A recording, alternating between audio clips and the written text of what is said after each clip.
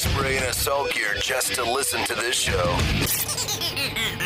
Sasquatch, the moon landing, UFOs, 9/11, flat earth, JFK. All of these things have one thing in common: unanswered questions. So let's get to the bottom of that.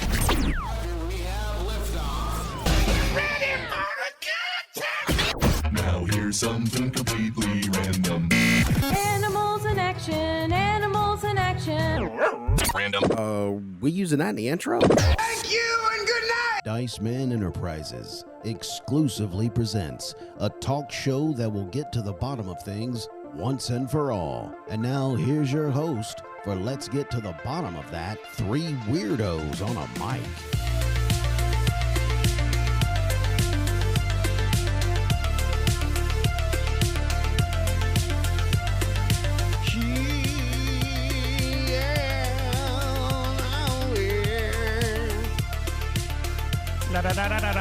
There's Curtis's butt sticking in the can, shaking for you.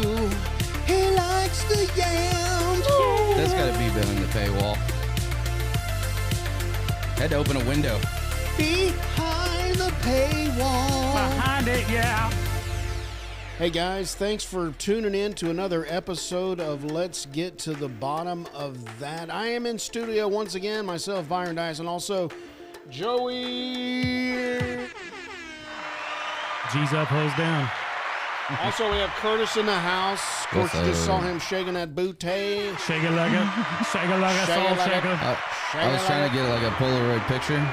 Shake it like You a were? Polaroid picture. Yeah, I was trying to shake it like a Polaroid Remember the picture. Polaroids? You had to wait. You had to shake them. That's what I was doing. Is that because the wind made it get developed faster? No, that's because it moved all the when the Polaroid rolled out, it squeezed a bunch of the developing chemicals into the picture. Wow. And then you shake it to help mix it up. This guy, he's a master of all trades. Yeah. 2005. Curtis has a straight dumper, boy. Curtis, go ahead. Is that tight Last round week we buttocks? had a question of the week. What was that? What was the answer on that one? The answer was the question was, what was the aim of Project Popeye? Byron said it was to distract the enemy with ugly women, I think so. but it was actually changing local weather patterns. Really? Popeye. Willy. What's the let me see this new question. So if you are listening to this, scroll down to the bottom of the episode. Come on. And the answer will be in, I'm sorry, not the answer, the question. You Yeah, can the vote, question. You can vote on this question. This week's question is, earlobe matching was used to prove that JonBenet Ramsey grew up to be what pop star? Was it A, Miley Cyrus, B, Jennifer Lopez, C, Taylor Swift, or D, Lady Gaga? JonBenet Ramsey. I'll have to go with, wait a minute. I'm not going to say Miley because Miley was a child star on Hannah Montana. Yeah. So I don't think J-Lo, she's pushing 60. And she's also not white. That's true. But what was the other one? Taylor Swift or Lady Taylor Gaga? Swift. Okay, is one of those two. I don't know. Gaga's kind of got a JonBenet look to her. Taylor's she? too pointy. I don't know. I heard some stuff about JonBenet Ramsey and the Epstein files. So, What? Did you Yeah. really? yeah. That What did you hear? Boy, it's. I don't know. I don't know Okay. if Maybe we you should can dig in trust there? any of that. We should Okay. dig down to it because, like, something that her parents had connections to, the that ring.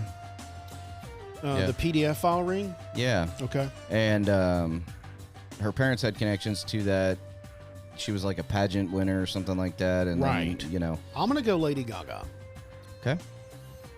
After looking at the photos of her, Oh, wait a minute. Okay. I'm going to go Taylor Swift. Oh, really? Okay. Well, So they're saying because of the earlobe, yeah, this person, earlobe matching. because she got, she disappeared when she was a kid. They never found the body. Wait, correct? what were the options? Miley Cyrus, I think it's J-Lo, either- Taylor Swift, or Lady Gaga. It's one of those two, Swift or Gaga. Yeah. I'm going Gaga, but you saw the picture, so she may resemble. Okay, I see me see that. it. Look at the nose. Yeah, you may be right because Gaga's got a schnauzer. She's got a schnauzer. Like one of those little dogs. Look at that one. Yeah. Oh, so she disappeared, She was murdered. but they found the body? I don't think they ever Oh found no, the body. she disappeared. She disappeared. I So think she it's went to Epstein possible. Island. So it's Taylor Swift. I'm changing my answer based on that nose. Okay. But maybe she had a nose job or something. Cool. Well, scroll down to the bottom of this episode. Thank you so vote much. on it, and then And leave a comment. stay tuned next week for the answer. Yeah, you might hear Joey say. Today we're talking about false. I know last week was crazy. We said we were going to talk about false flags because it opened up the show that way. But we But talked. then, hey, put the camera on me. we This is started my impression of talking Joey. about- Here's Joey. Orthodoxy. Yeah. Orthodoxy.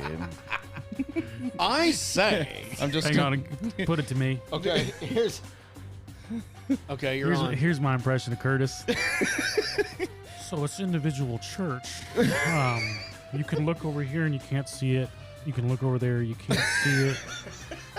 It basically doesn't exist. Yes, but orthodoxy is prayers and tassels. And you have to have orthodoxy because Eastern is Bestern and don't- Western is Worstern. Don't forget the incense. Oh, and have you seen kung fu movies? Because there's a lot of knowledge to be found in kung fu that you're missing out on. Exactly. Oh, wow, that was good. sick burn, dude. Good Yeah, job. that was good. I like how my voice evolved into Yeah, the it went somewhere else. It did. It always does. I can't believe you didn't do a Russian. Yeah, I should. Hello, buddy. Or yeah, that's not Russian. Hey, I must break everything is. Talk amongst yourselves. Okay. So Yeah, we're doing false flags today. Last week we went. For some reason, we got on a tangent of what is the church, and then it turned into like an hour and 15. it was longer than 15-minute that. We just discussion, yeah. that's all we recorded. Yeah, that's really. But I think it was a healthy discussion for us to do, and I think our fans love it as well. Nah, it sucked. Oh, see, that's Joey. He always says everything sucks. Yeah. Yeah. Today we're talking about false flag operations. Let me put the old daddy grandpa spectacles on. Let's just start here, Papa Grampy. and then we can get into it. When people hear the phrase false flag, which I've heard, and in the circles that we do all of our weird stuff in, we have heard the term false flag. Mm-hmm. We've probably talked about a bunch on this show, but we've never really dived into the false flag. And they usually think conspiracy theory. But here's the uncomfortable truth. False flag operations are real, okay? Yeah. And governments have admitted to them. So Yeah. the real question isn't have false flags happen, it's how often and how would we even know if they happen. So this episode today, we're going to separate the documented history from speculation and explore why this topic makes so many people uncomfortable. I'm uncomfortable. Y'all ready to get it? Yeah, I got to change my shorts. Oh, well, let me It's go to- I hemorrhoids. didn't go to auto yet. There we go.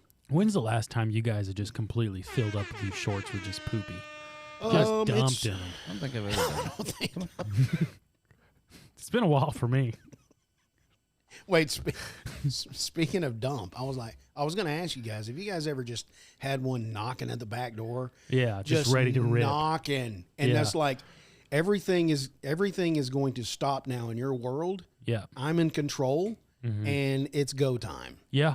And it's just knocking. Well, there's a story that my wife was in the car with me, and it that hit, dude. It was go time. What did you do? I ran 3 red lights to get to get to a gas station.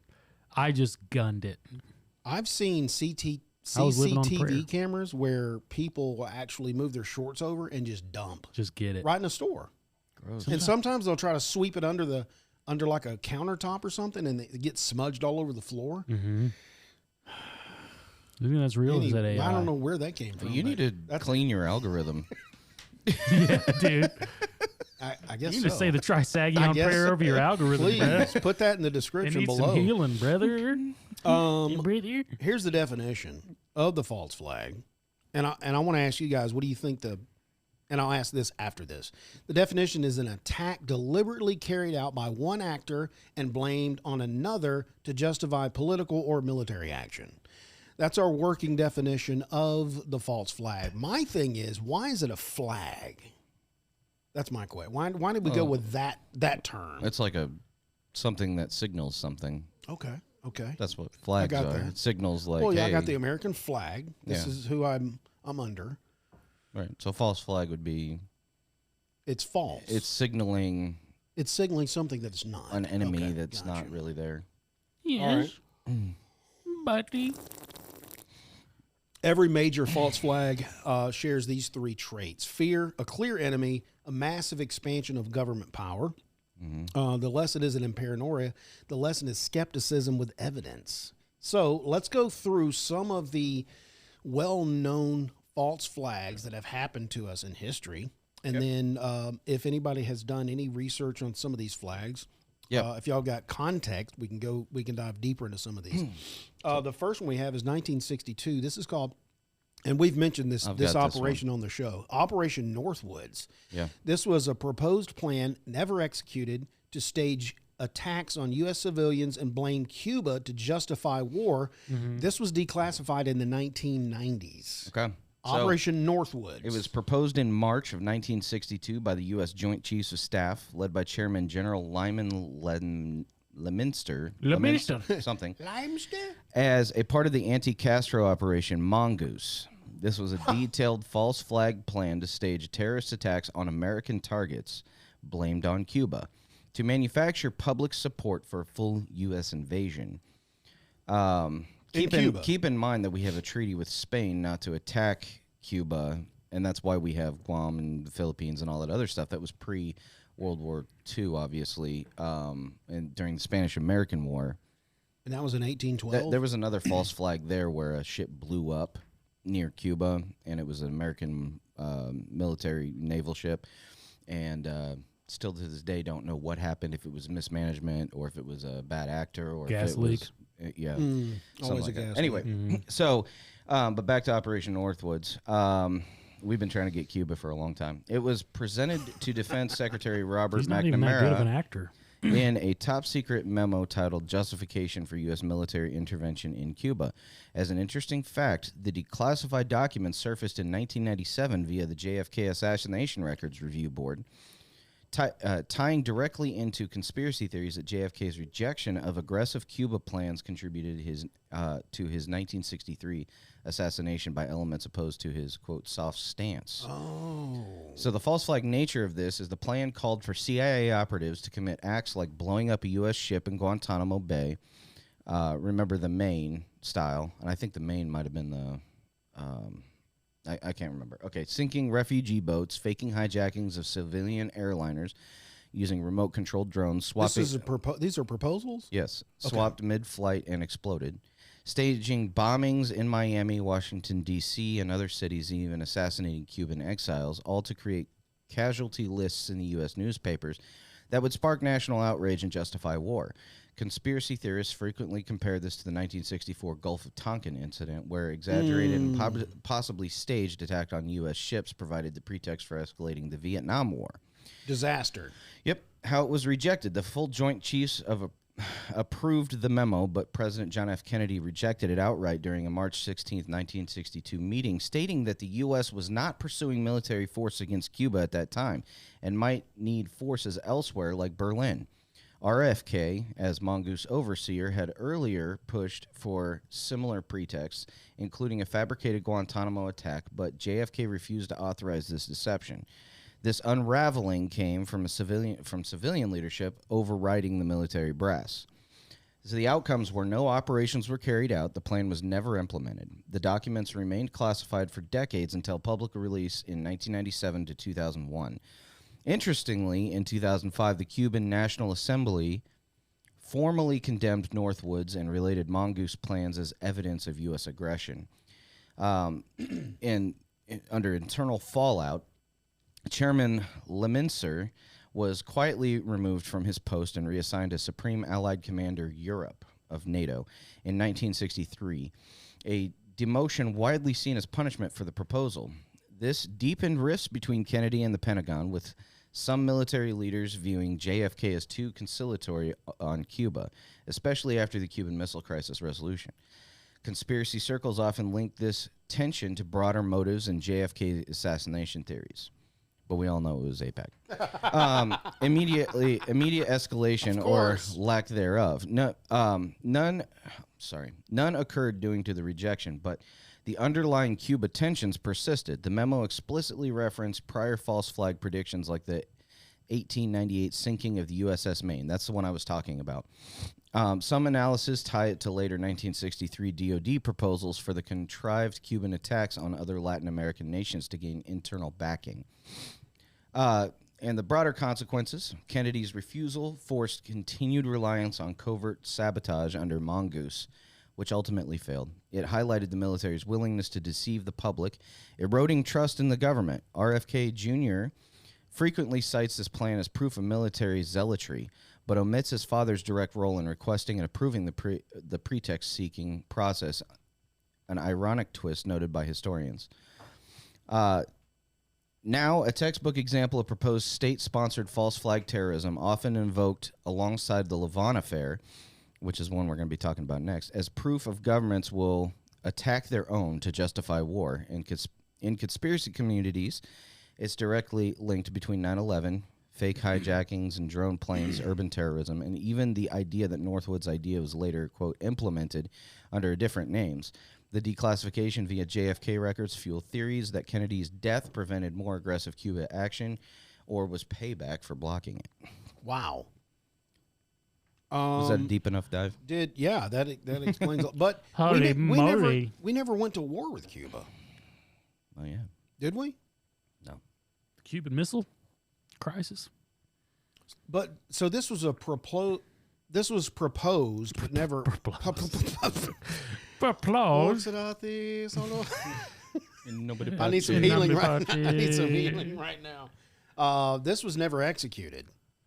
No. But we can see the remnant of stuff that has been executed based on this proposed plan that has been executed before, like the Gulf of Tonkin. It kind of reminds me of like the whole stuff with Greenland now. Like, and Trump is not the first president to Just asking questions. to do some stuff with Greenland. Venezuela. I guess there's been a lot of presidents who have tried Wanted Greenland because it's a huge staging point. Like if Russia gets it, they can easily access the north side of our country. It's kind of like setting up in Guam in the Philippines. Yeah. Right. Yeah. So Except it's bigger. yeah. I don't know anything about Greenland. Do they have a big military force? We have some. No, Greenland doesn't. But from what I'm understanding, that Trump had a proposal to pay each Greenlander like $100,000, and then Denmark actually controls Greenland. I did not know that. Yeah, but they are not a massive force. They are, and they can't fight Russia. They're just trying to live their lives. Right. So they said no, don't do that. And I think we ended up, and if the reports I'm reading were correct, Yeah. I don't know what to believe anymore. But Right. if the reports I'm reading are correct, that the deal that was made was that we get 50% of Greenland, and then some of the 50% of the mineral rights or something like that. I don't know the details. So there of are the deal. resources on this land. Yeah, there's a lot of energy, a lot of resources, a lot of volcanic stuff that also it's just a massive energy base, a lot of heavily resourced. Wow. Plus, the Golden Dome that they're trying to set up, it's the missile defense system. Yeah. We need that area. So the reason I said something about Greenland Gotcha. is because it's kind of like the whole idea of having communists at your door. Cuba's only 90 miles away from Florida. And, Right. That's why the Cuban Missile Crisis was such a big It's a deal. big scare. Yeah. Yeah, because they had these rocket launcher truck things aimed at, cities in the Yeah, U.S. Miami. And Yeah. so if we have that at our doorstep, we're not What's safe. gonna happen? Yeah, exactly. We keep our enemies, Do we manufacture these bad guys, you think? Or are they really bad guys? The communist. Was Communist. it Gandhi? There was no. It was who was the South African leader? Mandela. Mandela, yeah, the effect. The effect. I actually heard it was on a podcast that he was actually friends with Fidel Castro, and I wouldn't doubt that. And and so it was like this, this great figure that we venerate in our culture, against apartheid and stuff like that. The not like that, John. The veneration, that he was friends with Fidel Castro, and well, I heard Fidel was a horrible guy. Yeah, I don't know, but I never met him. You never met him, so I don't know. It's just man. what I've heard. You don't know, like you were saying, like the source thing. Yeah. Like it would take us as a boot on the ground to call somebody up and go, "Hey, tell me about this." Yeah. So you got the source firsthand. Yeah. You know what I'm saying? Yeah. But who has time to do that? Who does? You guys ever think if North Korea is really that bad? Or if we're just hearing that it sucks? Or what about Russia? Wait a minute. So, or Russia. Okay, I'll say it. What if it's like what if freaking King Jong Un is like a super nice guy? Yeah, and everybody's just vibing. No one wants to leave. Yeah, but see, we've heard. Here's the reports we've heard. He's oppressed people, and they are fleeing the country because they can't stand to this oppression of this dude. Yeah. That's the report. So I'd have to actually talk to a North Korean. That's what we got to do. We got to talk to these And people have come out of it.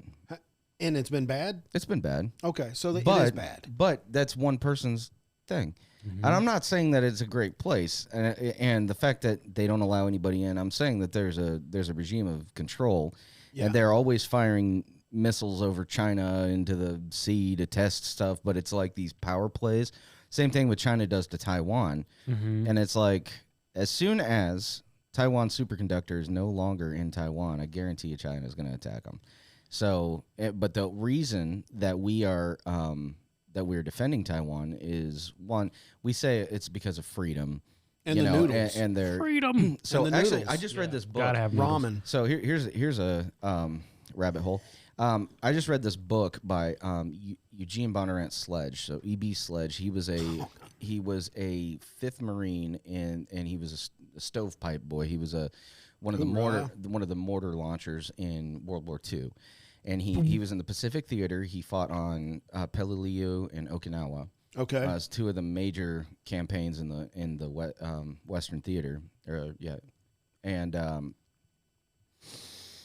after World War II, we bombed. They were preparing to go to Tokyo, and it was just going to be this bloody, malicious, like horrible thing. Because Japan was Japan. Okay. Yeah. Once we invaded Tokyo to end the war, we were going to lose so many people.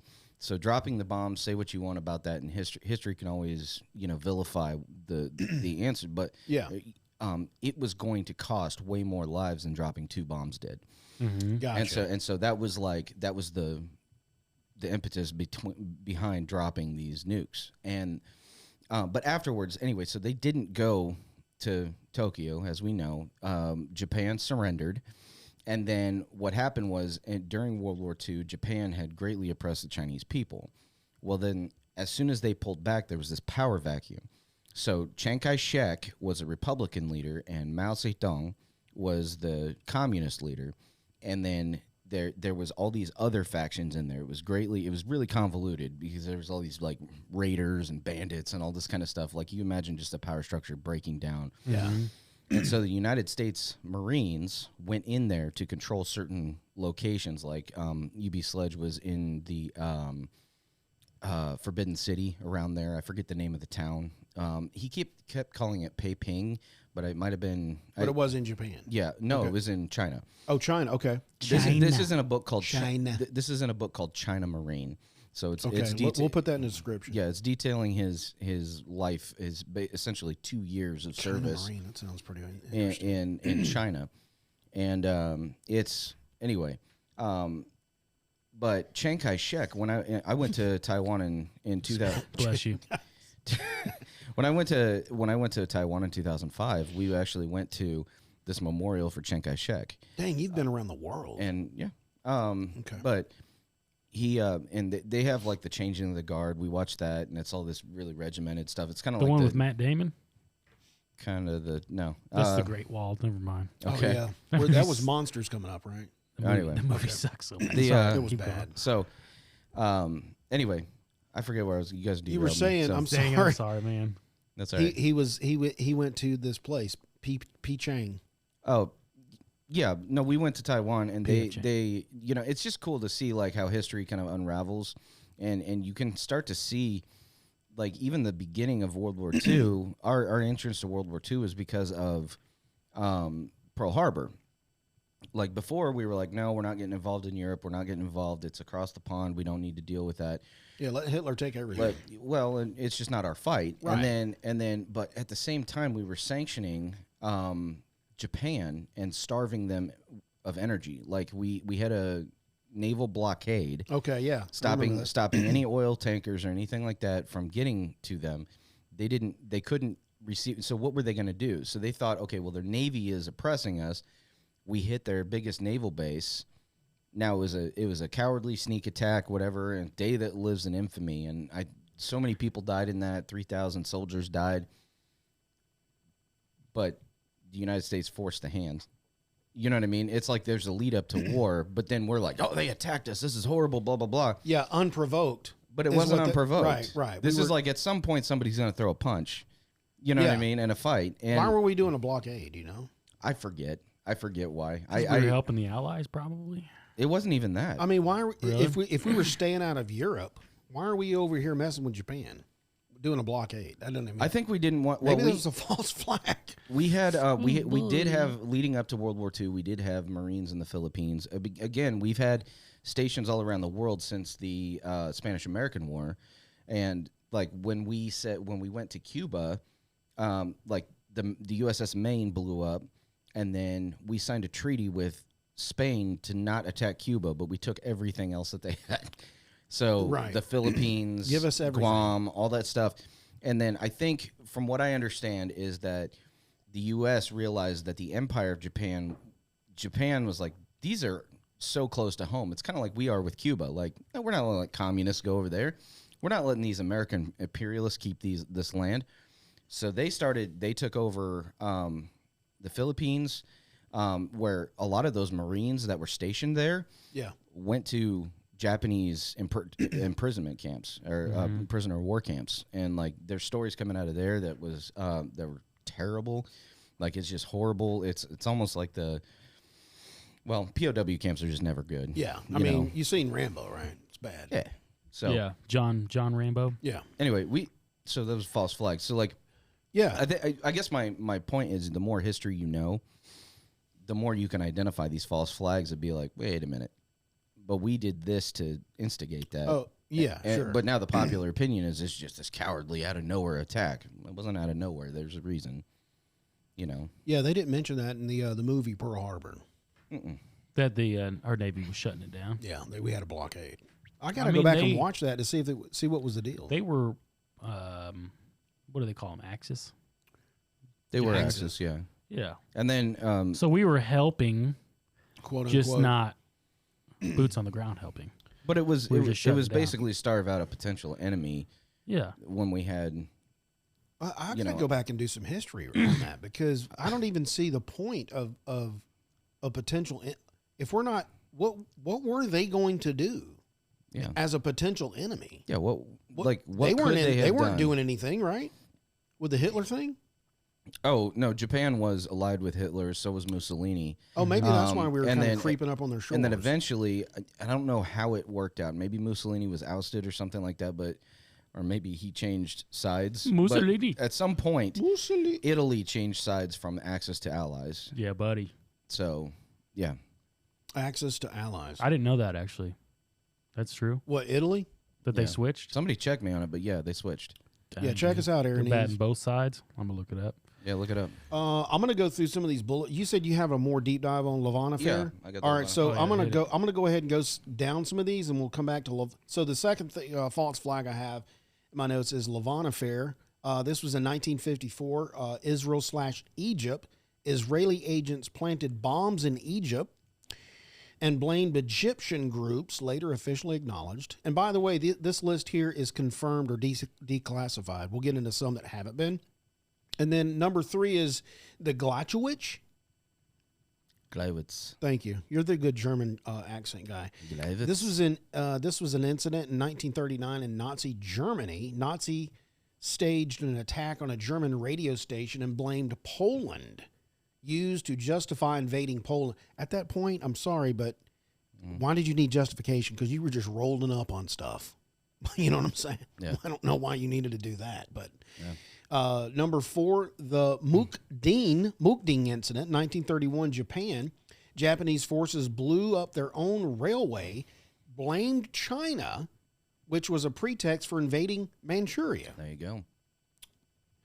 Operation Himmler, 1939. Nazis getting a lot of stuff in here. This is in Nazi Germany. A series of staged attacks by the SS dressed as Poles. I'm guessing that's Polish people. Yeah.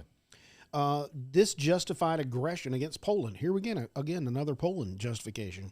Poland. So yeah, it's probably happened in conjunction with the Gleiwitz incident. Right, probably. And then there's the Russian apartment bombings in 1999. This was in Russia, officially blamed on the Chechens. Strong evidence and whistleblowers suggest it was FSB involvement, and this is still denied by Russian government.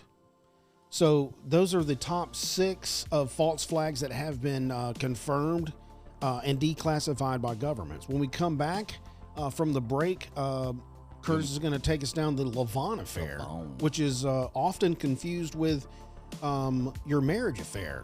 Mm-hmm. I don't know what that means, but we'll be right back.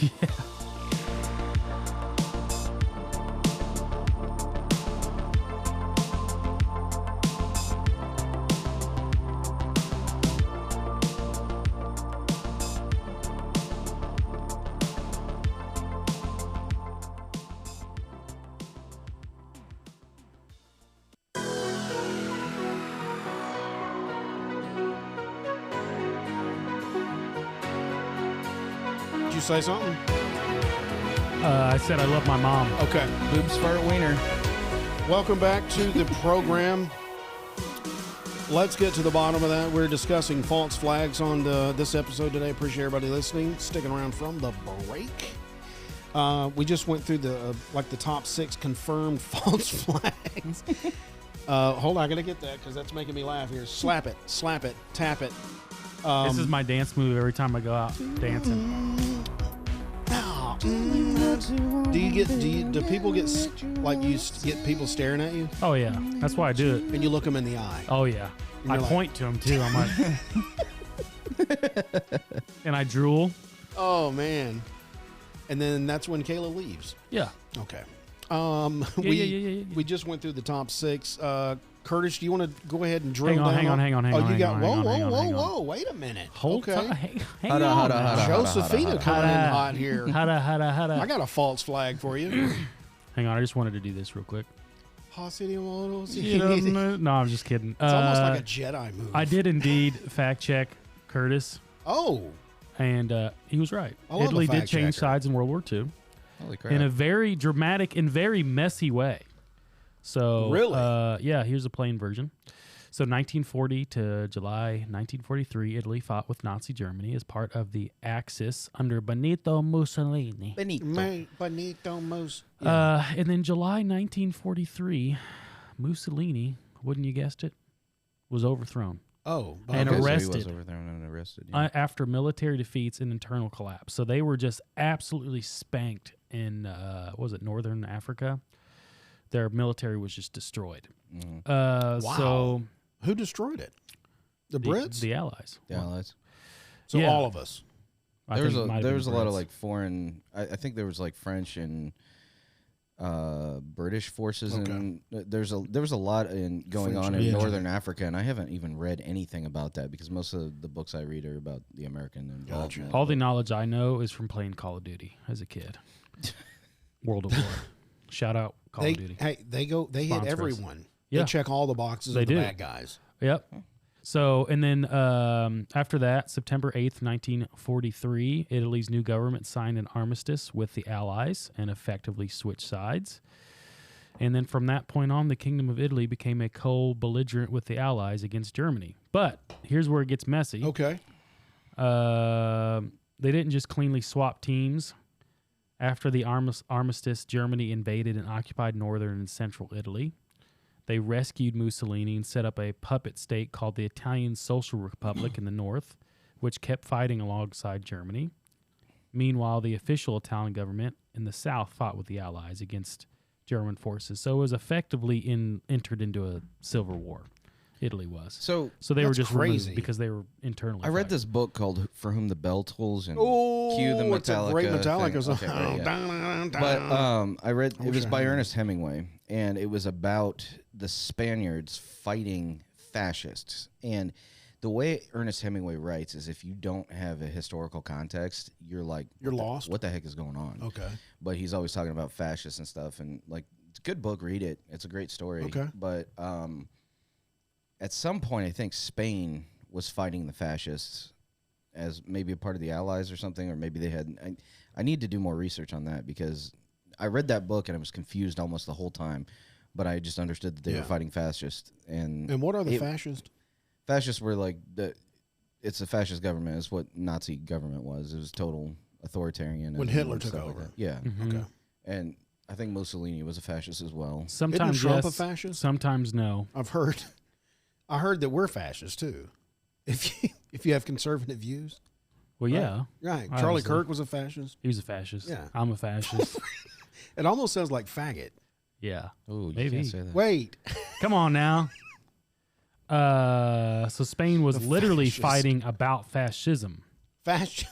during it a the civil Spanish war? During the Spanish Civil War. Okay, that's Dude, what it there's was. been so That many was wars. 1936 to 1939. So that was like right before the Yeah. Hitler invades Poland. Yeah. Okay. Which So he it was justified. So it was a Spanish Civil War then. Okay. Poland attacked us. We're going in. Yeah. But after Franco took power and Spain itself became a fascist dictatorship. Really? James Franco? Well, that's what I Yeah. was thinking too. James Franco. James Franco. Okay, you want me to read about Dude, the Levant affair? well, I just want to just quickly. Is there ever going to be not a war? No. No, man. I mean, Come on. think about it. Come on, dude. It's like, You know that. Hold on. but we're always Well, I thought we were always striving. Hey, let's just have peace. Peace through war. There's too much money involved. Peace through strength. we What's the s- saying? Peace through strength. Oh yeah, peace in our time. We got to scare everybody Peace in our else. time. Stop. We'll bomb you. Hey, look, Greenland, we got you. Sive pacem That's just parabellum. wild because you hear Mussolini. What was the other guy you mentioned from China? Mao. Mao. All these guys were horrible men that did horrible atrocities to their own people. Shout out atheism. Mao actually killed more people than Hitler did. What? Yes. So, what's the goal? Or do you? Control. What is this person? Who raised you? How did you get to this place where you're just this person that does these atrocities? And do you have a family? Do you go, oh, I love you, and you kiss your your kids good night? And do you pray the Buddha prayer? They with weren't them? doing their morning prayers. I'm just bro. That's saying, how it isn't it wild that somebody is like this? Yeah, he was Yeah, he forgot to do. He forgot to do it, man. I mean, Isn't you there a movie about missionaries going into Japan? Is it not China, but Japan?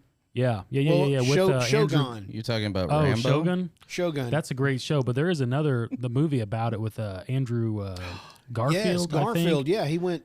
Yeah, same thing. He was a mission. Neeson's in that, right? I don't know. who He that was is. a Neeson? Liam Neeson. William Neeson? Oh, is he? Yeah, I think he was a priest in it, Oh, and they I were don't trying to know. get in there and share the gospel. So is what's the guy? The Dark Side. What's that dude's name? Dude, I know what you're talking about. Yeah, You're yeah, talking yeah. about Darth Vader, Darth Vader's son. Anakin. No. What? Oh, Luke. What's his What? Name, bro? Luke Skywalker? Kylo Ren. Oh, that actor. guy. Oh, Oh, yeah. That he's in. actor. Okay, He okay, was okay, in okay. it too. That wasn't his son. It was his uncle. No, bro. Adam Driver? Freaking- Yes, that's the winner. Why could I not remember his name? Because he's a weird one. I like him, dude. Well, yeah. There's a Latin term, and I may not be saying it right. Say but it. Sive pacem CV parabellum Adabellum. means if you want peace, prepare for war. So Well, yeah. Well, take us through if you got a deep dive on The Levant The affair? Levant affair. this one was kind of This interesting. is interesting here because Israel has kind of been on the map in the last couple of years. Since 1912. Well, Also known as Operation Susanna. Oh, this Susanna in the highest? That's Hosanna. Susanna? Hosanna. All right, shut up. Also known as Operation Susanna, this was a covert operation by Israeli military intelligence in Egypt during the summer of 1954. Summer of love. It involved recruiting Egyptian Jews to bomb civilian targets like American and British-owned cinemas, libraries, and educational centers in Cairo and Alexandria. Jews? An interesting fact is that the operatives left behind evidence to implicate Arabs, fitting a pattern seen in other alleged Israeli operations like the 1946 King David Hotel bombing, where Zionists disguised as Arabs bombed a British headquarters, killing 91 people. That makes sense. To shift blame and advance political goals. The false flag nature of this is the bombings were designed to appear as if carried out by Egyptian nationalist communists or the Muslim Brotherhood, aiming to create discord between Egypt and Western powers. The goal was to discourage Britain's withdrawal from Suez Canal and the Suez Canal zone and worsen U.S.-Egypt relations. Conspiracy theorists often cite this as proof of Israel's willingness to attack Allied interests, drawing parallels to the 1967 USS Liberty incident, where Israel attacked a U.S. Navy ship, killing 34 Americans, in what some claimed was a deliberate false flag to draw the U.S. into a six-day war against Egypt. I got that one on here. Though officially labeled a mistake. How it unraveled. The operation failed when a bomb exploded prematurely in an operative's pocket outside a cinema. Oh, no. Leading to the arrest of the cell members by Egyptian authorities. Initial blame fell on the local radicals, but investigations uncovered the Israeli link. This botched execution echoes other Mossad mishaps, such as the 1997 failed assassination of Hamas leader Khalid Mashal in Jordan, where agents were caught forcing Israel to provide an antidote and release prisoners to avert a crisis. 8 operatives were tried and convicted of the Lavon affair. 2 were executed and others received long prison sentences. Israel initially denied involvement but admitted it in the 1960s. Notably, in 2005, surviving members were honored by Israeli President Moshe Katsav with certificates of appreciation. Did I just say appreciation? You did. That was good, though. Despite the operation's terrorist nature, highlighting a shift from denial to quiet recognition. So they hit it with a my bad. Yeah, and it pretty just much. shut down. Pretty much. They're like, whoops. So Defense Minister, okay, his name is Pinhas. Tell me that's not penis. Say it again. Pinhas. That is penis. Okay, so Penis Lavon, namesake of the affair. Got it. Shout out his mom and dad. Way to go. You named your kid Penis. Denied authorizing it, blaming intelligence chiefs like Benjamin Gibley. This sparked This is evolving into just pure... Gibley was in cahoots Should with have had Penis. penis Gibley. Okay, anyway, this sparked scandals, resignations, and inquiries, exposing leadership rifts with David Ben-Gurion criticizing Lavon, or Penis. I've heard of that name. This affair revived in 1975 when former operatives accused leaders like Moshe Dayan of prolonging their imprisonment to avoid embarrassing revelations, fueling internal conspiracy claims about cover-ups. Israel launched a retaliatory strike into Gaza, killing dozens of Egyptians and heightening tensions. This pushed Egypt towards a Soviet arms deal. So this Lavon affair, actually, the bombings did result in counteraction. Mm-hmm. Okay. This pushed Egypt towards a Soviet arms deal, frustrating the U.S. and Britain, who then pulled funding from the Aswan Dam. Some Aswan. Some analyses tie this to broader Western conspiracies like the 1953 Operation Ajax, a U.S.-British false flag coup in Iran to oust Mohammed Mossadegh, showing a pattern of covert interventions in the region. So the broader consequences... Good Lord. Sorry, I'm going to keep going because I did a deep dive. Well, I mean, this is deep, dude. Yeah. In response, Egyptian President Gamal Abdel Nasser... Penis. Kamal Penis. You know, I'm just like pushing right on through all your interruptions, man. Just keep going, buddy. That's the way it should be. Okay. President Gamal Abdel Nasser nationalized the Suez Canal, triggering a 1956 Suez crisis, where Israel, France, and Britain invade Egypt unsuccessfully. Some analyses connect this to Israel's sped up nuclear program amid growing threats, as France accelerated nuclear cooperation post-invasion, aiding Israel's bomb development. Often cited as Israel's false flag tactic in its early years to pursue strategic goals, through official accounts it calls it a mishap. The operatives were freed in prisoner exchanges by 1968, and some were later honored in Israel. In conspiracy circles, it's linked to events like the 1986 LaBelle, I can't even read, discotheque. Disco. In Love disco. 1986, LaBelle discotheque bombing, blamed on Libya but alleged Mossad involvement. And even 9/11 theories involving dancing Israelis, portraying a history of deception to manipulate global politics. Another tie is 1994 bombing of Israel's own London embassy, which some claim as well was self-inflicted false flag to garner sympathy, blame the Palestinians. Okay.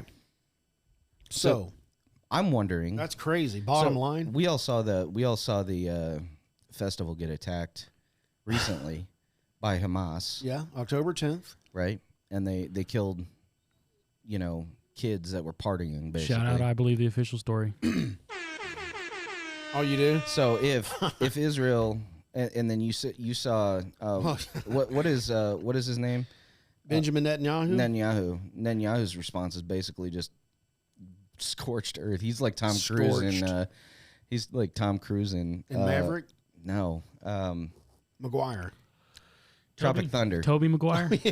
Operation Scorched Earth, motherfucker. Yeah, he's like, I will give up. Anyway, Yeah. I'm wondering. I don't know if there's been any looking into that as a false flag operation. Well, sure it has. What have they come up with? Well, that up. you know, With what? Mossad was created. The attack by Hamas on the Hamas- festival. Yeah, dude. Like a few years ago. Hamas. Well, I'll probably get in trouble. But, Hamas was created by Mossad. Was it? Yes. Well, tell us about it. You can't say that. I can't. I'm not going to do that right now. Why? Well, because we're on the air, and I am not suicidal. Just say Yeah. that. There you go. What? You guys really scared of this How shit? deep? Yeah. Okay. Yeah. Did y'all see Charlie take one in the neck? Do you have that kind of platform? Well, yeah, sure. Your voice is heard. Okay.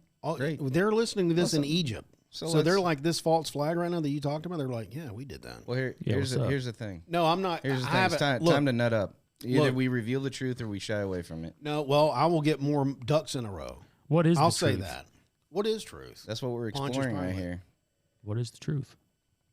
So that was I'm I'm trying. I'm asking. trying to dig through all the information you just gave Mm-hmm. as a my bullet point. We want to plant bombs in Egypt to do what?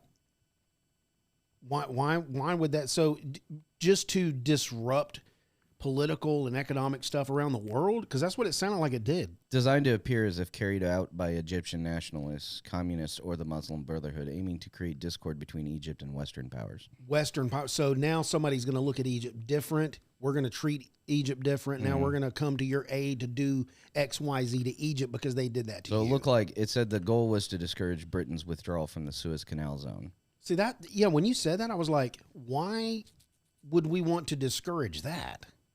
They're trying to We weren't. leave the Suez Canal, right? Britain was. Why do we want to discourage that? We want you to stay? Because we didn't want Egypt to control the Suez Canal. Mm-hmm. Oh, gotcha. Because they were the Muslim, Israelis, Muslim based. The Israelis wanted Britain to stay there. They didn't want Egypt to take that control. Oh, gotcha. Thank you. It all came They're there. using other people's money. Gotcha. And- I'm down with OPP. Yeah. So the goal is to make the Muslims look bad? Yeah. Yeah, the Arabs. Muslims, though, specifically. Well, sure. Yeah. So if Mossad, Muslim Brotherhood. if Mossad attacks British forces or British cinemas and things like that, and they look like Egyptian Mhm. extremists, then Muslim Great extremists. Britain's going to double down, put more troops there, and then. But if they were thinking about withdrawing, Now they're that not. that destabilizes the area. It's the same thing as when Japan left China in World War II, that whole area was destabilized. Now Chiang Kai-shek and Mao Zedong were fighting over control. Those are the two major powers, but there was a lot of other ones. So America, United States forces went in there to basically stabilize the area while this war was going on. Once they figured out that Mao looked like they were going to win, the American troops pulled out. So you think they pulled out too soon? No. There never is a too soon. Never too soon, man. Consequences are dire. I have to say, I love the way you pronounce these names. No, thanks. Because I'll butcher them. I think if I have another kid, I'm going to name him Pingus. Kayla, weigh in on this. His first name's Pingus. Pingus. But like I do want to Pingus de Oreo. I do want to address our unwillingness to tackle tough issues and call out things because we are Okay. like I'm just not ready yet. let's just not be scared of it. I'm not scared of it. I just don't know enough to have an educated discussion on it. Yeah, my thing is like I if we truly believe that the conspiracy goes as deep as it does, it may be even deeper than what we're seeing. And if you're scared to talk about it because of repercussions to you talking about it, then you're perpetuating the cycle. Well, I will say this. At no point, I have just heard reports from people on the ground on that border that was breached in Israel that has never happened before, and the security is crazy good. Yeah. You can't. I've heard that dogs or cats will trigger alarms because of motion sensors, and they've got guns on a wall that's just like it's crazy defense. And all of a sudden one day somebody just breaks through that. But that's hearsay too. You What, don't know the that. defense is that good? I mean, have you physically gone there? No, and I've heard seen people that are there that have been there. I've never been there. Never Let's been just- there. Let's put it there. Exactly, dude. But what am I supposed to do? I don't know. Gather there. information. Go there. Gather Go there, information. try to cross it and get killed. And go, see, you can't do it. You can't do it. You can't. Well, did you see the videos These coming out people- of there? Like they flew in on like ultralights. It was did like a see that. It was go-kart crazy. with a fan on the back. What is that? I don't know. It's crazy. They're like, I'm gotta. And they were like rave. They were to rave. Or I don't. something. Okay, I just, this is what Grog says. My thing is, it's like, what? Who knows what you can believe, dude? I have. Well, I mean, that's the beauty of Mossad. So this is what Grog says. The October 7th, 2023 attack by Hamas on the Supernova Music Festival near Kibbutz Reim in southern Israel was a real and deadly assault, a part of a broader coordinated incursion for Gaza that killed around 1,200 people overall, including 364 at the festival site alone. Hamas militants, along with other Palestinians, armed groups, and civilians, infiltrated the area by land, sea, and air paragliders and launched rockets targeting both military and civilian sites. Investigations included those by Israeli police and security officials and indicate that Hamas likely did not have prior knowledge of the festival's exact location or timing. It had been extended to the last minute and targeted opportunistically after discovering it during the operation. Claims that this was a false flag operation orchestrated by Mossad to justify military action against Gaza are unfounded conspiracy theories that have circulated widely on social media and fringe platforms since the attack.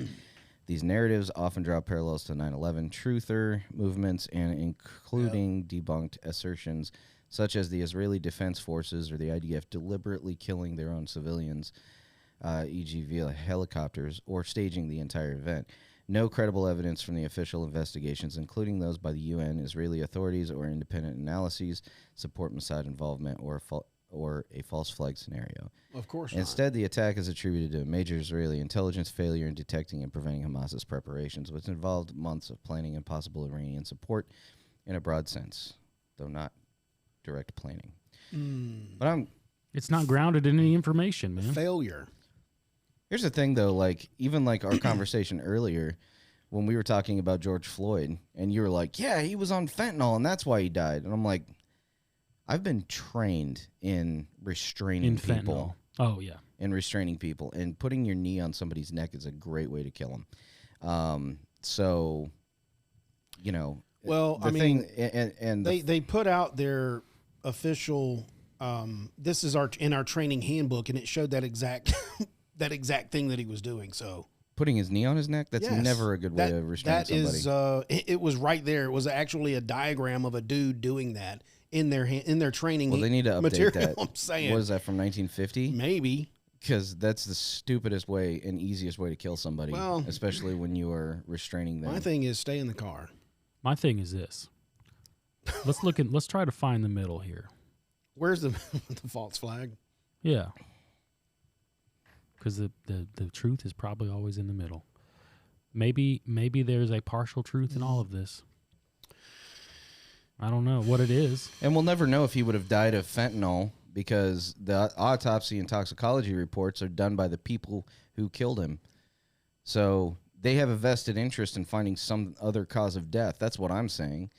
So the official report that comes out after the thing, like, unless it's third party that has no vested interest in that not coming to be, right?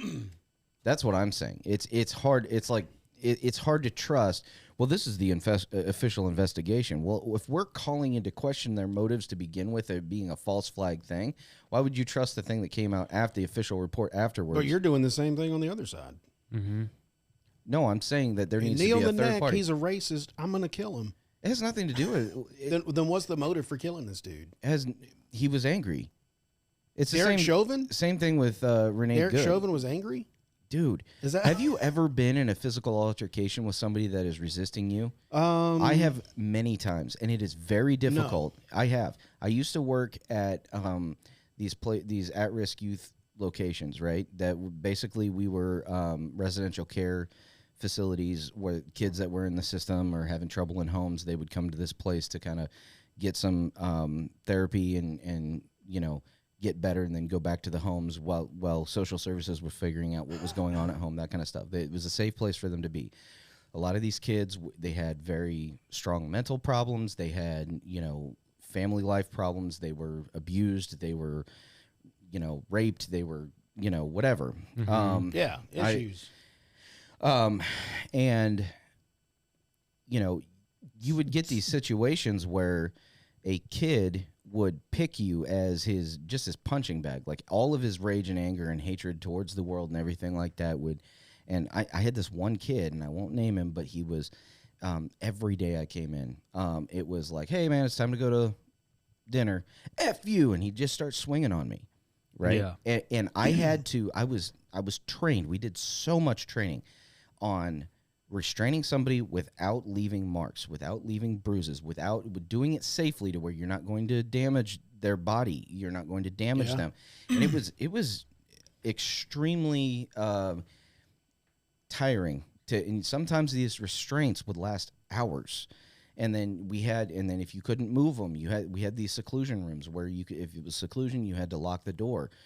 I've had multiple incidences where we had to basically remove anything that they could hang themselves with. So anti-ligature stuff, like you take their shoelaces, you take, you know, kids will turn their underwear into, you know, stuff. We never stripped them of their underwear, but it was like, you know, shirts, belts, shoes, you know, and that kind of stuff. But it was always 4 or 5 staff that were in there. So there was like tons and tons of like accountability there. And then we had to do massive amounts of paperwork on every single incident. But when you're restraining somebody and they attack you and they tell you, hey, you have a little kid at home, he's dead. I'm getting out of here. I'm going to find your family, and you're going to come home from work one day and they're going to be dead. That is like you get to this point, and there's also mental training that goes in with this, that you have to block that out. You have to realize this is about the kid being upset. It's not about my family. And then this was honestly one of the most real ways I was able to share Christ with people is that, you know, I had this one girl who was, she was screaming at me for like 2 hours. Bedtime was a huge trigger for her because that's when she would get, you know, diddled by her uncle or dad or something like that, stepdad. And, you know, she ends up picking up this massive, I mean, it was a really big fire extinguisher. And I was like, oh crap, here we go. Oh. And she goes, she slams it on the table and she goes, hit me with it. And I was like, what? And she was like, I know you want to hit me with it. She felt so like out of control and so bad about how she was behaving that she thought the only thing that to do was to be abused. Mm-hmm. And so I took the fire extinguisher off. I lifted it up, and you see her eyes get really big. And I set it down on the ground next to me. And I just looked at her, and I was like, I said, there is nothing you can do that'll make me hate you. And you could just see, like, all the wind came out of her sails. Yeah. And she's like, why? And then I explained that I've done bad things. I've done worse things that I was forgiven for. And I was able to explain forgiveness that Jesus gave us. And that was like, she was like my best friend after that. Like, she was just like, every time, like, you know, just lights up. Yeah. You know, and then when she left that place and went back home, like, I was like, just remember, you know, Yeah. this forgiveness. Remember this. And I've seen her since in the area and run into, she was living Oh, yeah? a good life. Yeah, it was pretty cool. It was That's awesome, dude. But so I say all that to say, now those are, I could go into all kinds of stories from that place, but I say that to say that police officers deal with the worst of humanity and the people and humanity in the worst times. And so when you're in that and you have somebody physically attacking you or fighting you doing your job, it's natural to get upset, to get frustrated. And when you are physically restraining somebody or physically overpowering somebody, it is very easy to cut the corners that you know that you should be doing and do it wrong. And I think that that's what that guy did. I don't think it has to do with being racist. He might be. That doesn't matter. It could have been on the guy was on fentanyl. That doesn't matter. Could be that guy pistol whipped a bunch of pregnant women. That doesn't matter. In this situation, his involvement in that led to that guy's death. Yeah. And if the guy was on fentanyl and he was going to die anyway, then, you know, there's Narcan. I don't know if that works with fentanyl, but there's all these other things that could have happened. So yeah, him fighting or whatever, but at the same time, when there is a massive distrust, especially in the African American community, of law enforcement figures because of the systemic racism in the United States. And we can get in a deep dive on that later, but that distrust is there. So it's not out of the question to be like, dude, I'm not doing anything. I heard he was selling cigarettes. You know, and that's what we were talking about, like selling those individual cigarettes, which, you know, that cuts the government out of their tax money and all this other stuff, so they come down hard on it. But I'm saying that, like, if you remove all of the things that Joey was talking about, that's designed to get you in your feelings about what was going on. Yeah, somebody died. And you're watching the video of somebody standing there. Like, for one, don't be a piece of crap and videotape something going on when you can interact and Yeah, it happens all the time. yeah, like you have to decide what you like. For one, that George Floyd, that doesn't have anything to do with you and your particular life. So like you can't do anything about that. You can hold your beliefs, but analyze your beliefs too. Like, am I believing something because somebody said something about this guy? I'm like, oh well, he deserved it. You know, that's a slippery slope to go down because that's rhetoric as well. Yeah. So anyway, that has nothing to do with false flags. The middle ground is somebody died. Somebody died. And human life has value. Due to violence, too. Due to violence. Whether, and both sides messed up, they both screwed up, but ultimately somebody lost their life. A mother lost their son. Yep. The child, I don't know if he was a dad, but and he might have been a his piece dad. of crap, but maybe there was a plan to turn him around from that. You never know. Anyway, but false flags. So yeah, the other thing was, and I'm talking a lot on this episode. Sorry, guys. It's all right, bro. That's what we do here. That's what we do. But to me, it's not good to trust a source that comes from the thing that you're questioning, right? If you're like, you know, you're asking your kids, there's all this evidence that they got their hand in the cookie jar. And you're like, well, did you get in the cookie jar? And they're like, no, I didn't get in the cookie there's jar. crumbs on their face. And there's crumbs on their face. And you're like, but there's all this evidence that you did. And you're like, no, well, that's the official story. You know what I mean? It's like, we're a conspiracy theorist podcast and we're trusting the official story. on something. Like, so here's the thing. Like, we never here we never trust that. here's another illusion Official story. to this, like a parallel is, so there's this and I might get in trouble for this one, but there's this MLM that they sell essential oils. Okay. And this essential oil company says that they are the only ones with these particular certifications, that they are the only ones that, but guess what? Those certifications are done in-house. The only reason that they are the only ones with those certifications is because they made up because they certified them themselves. They made up the certification and they don't offer it to any other So my mom and sister ran a botanical store for like 20 years. After my sister ran it after my mom died, and then they were selling.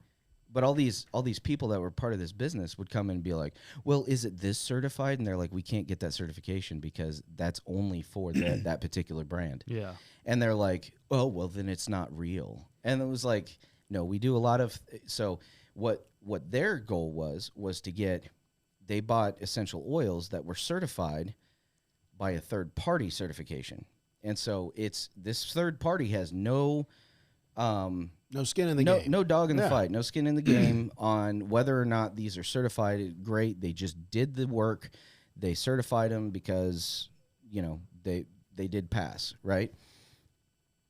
That's what you need to do. So like when even when I'm just reading the short blurb by Grok, it said other third parties and have deemed this not a false flag thing, the Hamas attack in 2023. Yeah. So that holds more weight to me than the official story. Yeah. People that have looked into it. Investigative journalism, that kind of stuff. That those investigative journalists, especially the third party ones that are just doing it as like an independent investigative journalist, I would trust those people over the official story, because even look at what's going on in Minnesota right now. Like they go, whatever you think about it, they immediately come out after an incident, Renee Good or the Alex Preddy thing, and they immediately just start the rhetoric. He was a domestic terrorist. He was armed. You don't bring two magazines to His a wife rally. was pregnant and he pistol whipped her. Yeah, he pistol whipped her. All this stuff, and then you're like, then you watch the videos and like something's not right here, and then more information comes out, and then they retract and they say another statement, and then they retract and say another statement. Oh, he was involved in this, and this was his doing before, and you're like, some dude just died because law enforcement shot him, and there's no evidence on any video showing that he is acting aggressively other than fighting for his life. And he never pulled his weapon. So it's like, You didn't see him kick the taillight out? it doesn't matter. Well, you just said there's no evidence of him acting aggressive. Well, it wasn't in that incident. That was the kicking the taillight was I'm just earlier. saying, initially they'll paint this guy as a saint. This guy's perfect. You're right. And so the other side that's what they painted. So we're like, well, wait a minute. He looks like he's not in some of these other videos. Anyway. Yeah. It's both sides, man. That's what I was trying to say. But usually they'll try to paint the picture because they want to show light of the bad guys on the other side. Well, when something's not being ICE used, is the bad guys in this. When something's not being used for political gain, though, they would say, you see those police chiefs will come out and say, well, we're investigating this murder. We don't have enough information right now. Right. But what is it? Pam Bondi? Is that her name? The Attorney General? Yeah. Yeah. So who's the head of ICE? That's Tom Holman? No, who's the other chick? Oh, Kristi Noem. She came out and she's like, he's a domestic terrorist. He's blah, blah, blah. He's, and it's like, it's all this, well, it's always they got to paint this picture to make everybody feel a certain way about why we did what we did. Exactly. Yeah. Instead of like, maybe the cop got into his feelings and got messed up, and then, that was messed up. Yeah. It seems like an execution to me, and maybe he did kick a tail light earlier, but does that deserve a bullet to the head? Well, no. But what it does, what I'm saying is it does deserve to not paint pictures. You're on either side. Either side, right. Either side. either side. Right. So if he was being violent and having a day in court would be the way to figure that out. Yeah. Not shooting him in the head in the street. Yeah. So Justice.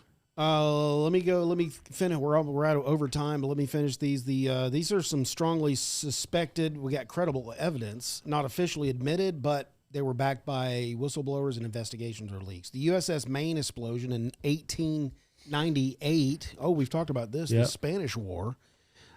This was blamed on Spain. It was later investigated. This was suggested eternal explosion. The Reichstag fire in 1933 in Germany. It was blamed on communists. Here we go, commies again. Used to justify Nazis' emergency powers. Many historians believe Nazis were involved in that. The Gulf of Tonkin incident, we talked about that. That was 1964. The second attack never happened, but it was used to escalate the war in Vietnam. This was later admitted by U.S. officials that it was not this was a false flag. That didn't really happen. Also, the Cold War in Europe, Operation Gladio, NATO stay behind networks, terror attacks blamed on left-wing groups, parliamentary confirmations in Italy. So here's some highly controversial. We've mentioned some of these. 9/11 is cited as a false flag. This is debatable because some people believe the official story that two planes went into a building and some dude's passport ended up on the streets of New York. Mhm. Yeah, so stuff like that. This was officially blamed on Al-Qaeda, which got us into a war over in the Middle East, but no official confirmation of a false flag of this one. It just seemed like on the surface, hey, Muslim radicals are trying to kill us. We need to go kill them. yeah. Peace through war. The Oklahoma City bombing, 1995. We have an episode on that if you want to click on our catalog below. Officially Timothy McVeigh, but questions remain about his accomplices and also federal I've seen informants. a picture of an FBI agent that looks exactly like Timothy McVeigh. Oh, really? That he's still, from what I understand, he's still in the FBI. It was like a video that was like Timothy McVeigh as the Unabomber, and it showed the picture and like his profile. It was like the whole earlobe thing. Oh, his but he was his but, like, jawline, he was an his FBI face, agent? It looks exactly, Wow. unless it was an AI or photoshopped or something. Which It could looks be. exactly like him. Which and we I don't was like, know. oh, go listen to our Oklahoma City bombing episode. It's pretty sketchy. That one was wild because of all the federal involvement that Yeah. day. Or the lack of, because they weren't in the office that day. Yeah.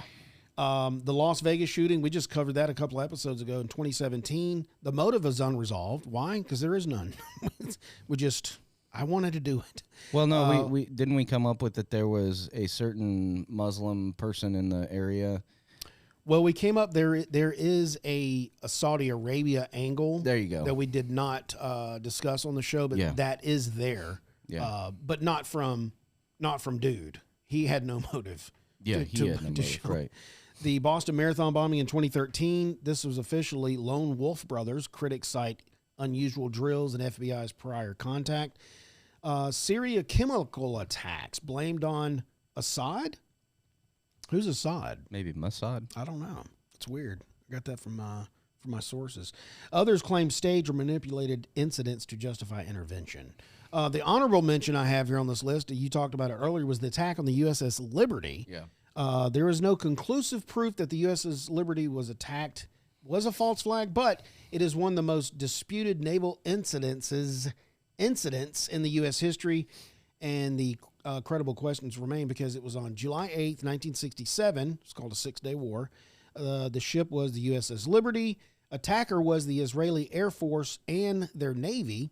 The result was they killed 34 Americans, 171 was wounded, which we do have survivors of this attack, and they have come out and told their story of what happened this day, what they remember. But Israeli immediately apologized, calling that it was a mistaken identity, Well, there you go. claiming they thought it was a ship. It was an Egyptian vessel.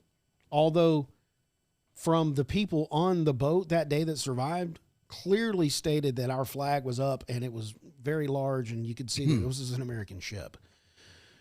And I don't know how you mistake an American flag with the Egyptian flag. Doesn't look anything. I'm just like Unreal. So some of the survivors have said the Liberty flew a large flag. There was clear hole markings. It was daylight conditions, so that you couldn't mistake it there. Surveillance aircraft reportedly identified it earlier. Survivors say there's no way they didn't know we were Americans. So it was air attack. There was napalm. There was torpedoes. Lifeboats reportedly were strafed. And also the Liberty was collecting communications during a major war. Some claim Israel feared the ship intercepted sensitive operations. So aftermath. Crew was ordered not to speak about this publicly on the Liberty. U.S. investigations were fast and limited. There was no public hearings with survivor testimony at the time, and all of this fuels suspicion more than the attack itself. So, it seems like they would strafe lifeboats to make sure there were survivors, so you could be like, well, you can't identify the Israeli forces at that point. Right. The most common false flag allegation is Israel intentionally attacked the Liberty, blamed Egypt, and hoped to draw the U.S. directly into a war. That was kind of like what everybody thought. Okay, that's why they did this. The problem is there's no smoking gun. There's a high risk, low payoff, and the U.S. did not retaliate against Egypt. Israel immediately admitted responsibility, which is not typically when you have a false flag. People don't go, oh, yeah, sorry, we did that. It's my bad. Yeah. I didn't see your flag there. It could just be because there were so many witnesses that they couldn't eliminate. That's true. Maybe they did that and was like, Yeah. maybe we should come forward because a lot of people saw us do this. Yeah. Here's some modern day hybrid false flags. We got cyber attacks, information warfare, which you were talking about earlier. What do we believe? Which source do we got? Who's telling what? Can I believe that? I think we're And totally then in that AI right now. generated provocations. So false flags no longer need bombs; they just need some bandwidth in today's society. Every false flag has the same DNA over the centuries: a shocking event, an immediate enemy, a demand for urgency, like we got to get on this now, expand of power, and then reduce scrutiny. Technology changes, the tactic does not. Charlie Kirk. Interesting. Excuse you. Sorry. Bless you. So here's one thing that we can take away is Minnesota. History does not prove that every tragedy is staged, but it proves beyond a doubt that some of them were. Not all of them, some of them were. And the most dangerous time to stop asking questions is when you're told not to. Yep. Well, that's our episode on false flags. I hope everybody learned something. No. We go to Joey real quick. Any final words? Yeah. I'll give you 3 minutes. My final word is, Byron, do you have any final words? My final word is whatever your final word is. It's actually, my final word's going to be Curtis's final word. Okay, go ahead. My final word is, if you are questioning a situation and the players involved are the one providing the official narrative, maybe you're being manipulated. Maybe you're being hoodwinked. Maybe you're part of a psyop. Yes. Yep. Well, typically the people, as you say, are giving the official story is the mainstream media. Yeah. That's typically where you hear your official story from. Is Hey, here's the headline. So get off the Trump news. just tweeted a tweet with depicting Obama and his wife Michelle as monkeys. Dang. That's the headline. You mean Michael? So Big Mike. Yeah, Big Mike. So let's do a karaoke. Let's end this. And We let's do a should. karaoke. Which one? Let's do that Limp Bizkit song from Mission Impossible 2. Okay, so you want to do that one? Yeah. Okay. What do we got on the question of the week? As a reminder, Question of the week is, earlobe matching was used to prove that John Benet Ramsey grew up to be what pop star? It's either Miley Cyrus, Jennifer Lopez, Taylor Swift, or Lady Gaga. Scroll to the bottom of this episode on Spotify, answer that question. If you get it right, you will be the smartest person in the room. and you can tell your friends about it. Yep. Thanks for listening to this episode. We appreciate you hanging out till the end. Thanks for listening this far. And thanks for letting me talk so much. Oh, yeah. That's why the mics are open, bro. 3 weirdos on a mic. That's right. Remember, Open or keep not. one fist in the goal, one foot in the gutter, and always get to the bottom of that. Tune in next week. You might hear Joey say this. You might hear Byron say this. Oh, I can't hold it.